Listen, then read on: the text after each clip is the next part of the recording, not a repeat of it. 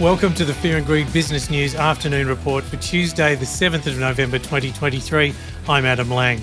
Every afternoon we've got the 5 stories that happened today that you need to know about. Story number 1. While Victoria takes a public holiday, it has been a big afternoon. At 2:30pm, the Reserve Bank of Australia announced the news that most of us did not want, and that is interest rates have risen by 0.25 to 4.35%. The statement by Governor Michelle Bullock read, "Inflation in Australia has passed its peak, but is still too high and is proving more persistent than expected a few months ago." Shortly after 3pm, Without a Fight became the first horse since Ethereal in 2001 to win the Caulfield Cup and the Melbourne Cup double. Then, at 4pm, the Australian Stock Exchange closed down 0.3% to 6,977 points. The slight drop came after the market opened lower this morning, then picked back up following the certainty of the Reserve Bank's announcement. All of the major bank stocks fell, and Origin was one of the few energy stocks to rise. More on that in a moment.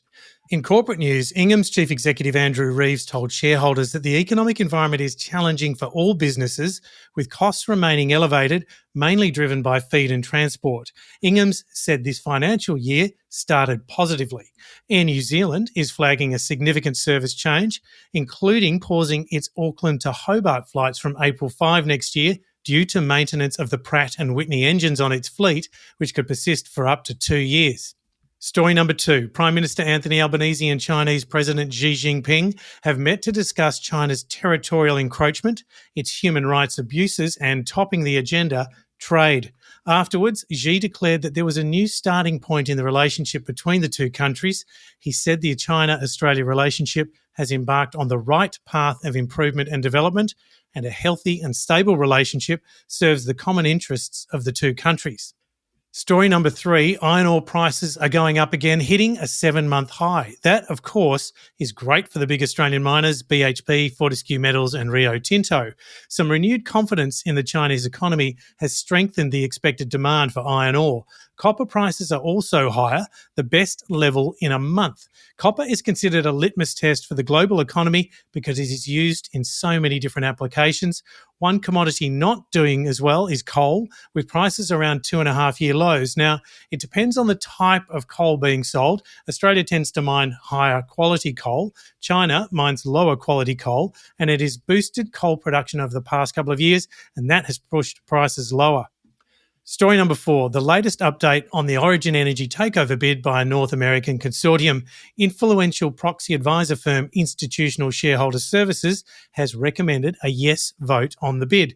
The $9.53 a share bid, which values Origin at nearly $20 billion, has been rejected by Australian Super, the 15% shareholder. Other fund managers have indicated they will accept the bid when shareholders vote in just over a fortnight. Now, ISS have recommended the bid. Origin's share price closed at $8.64. That's still 89 cents below the offer price. And story number 5, former US President Donald Trump defended his wealth and business, sparring with the judge overseeing his civil fraud trial and denouncing it as a political witch hunt, a lawsuit accusing him of drastically inflating his net worth.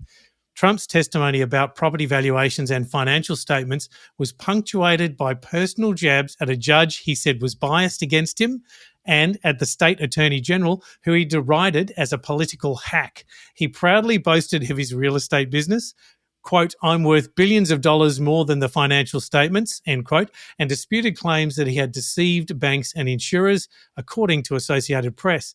Trump's testimony quickly became contentious, with the judge admonishing him to keep his answers concise and reminding him that this is not a political rally. "We don't have time to waste," the judge said at one point. At another, he turned to Trump's attorney and said, "I beseech you to control him if you can. If you can't, I will." That's it for the afternoon report for Tuesday, the 7th of November 2023. Don't forget to hit follow on the podcast and find Fear and Greed on LinkedIn, Instagram, X and Facebook. Join Sean Aylmer and I tomorrow morning for the Fast 5 by Fear and Greed, the top 5 business stories you need to know in just 5 minutes. I'm Adam Lang. Enjoy your evening.